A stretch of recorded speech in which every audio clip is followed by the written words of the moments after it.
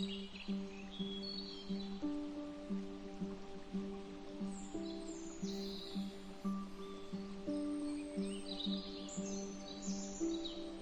never thought I would be doing this for a living. It just kind of evolved.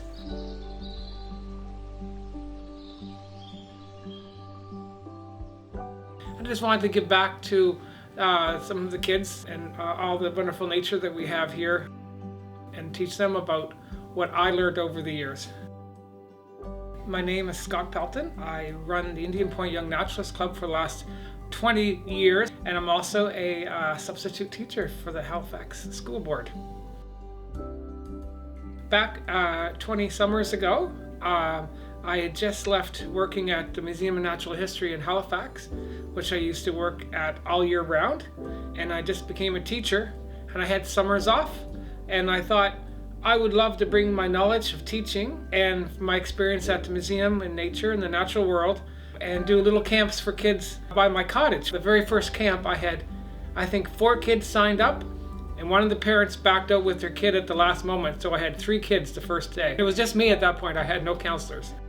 It just built from there, I think word of mouth, and those kids went home and told their parents, but supposedly had a great time, and then the parents told other parents, and then it slowly built. Well, the difficulties in the first couple years, like after we got a little bit larger and we had more kids, is finding counselors. At that point, I couldn't recruit from the campers because they were still really young, so I never really had any, older campers that could become counselors.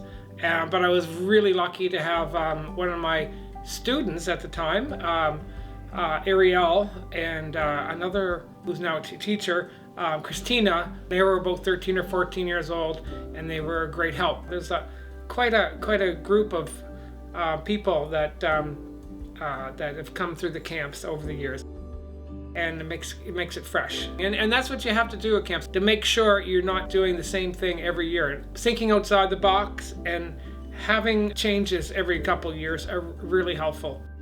I couldn't imagine doing exactly the same program. Plans for the future with the camps? Well, the last camp ends like the 3rd week of August, and literally when I'm cleaning up after everyone leaves, I'm thinking about the next year. Not a day goes by that I don't feel like really lucky where I live.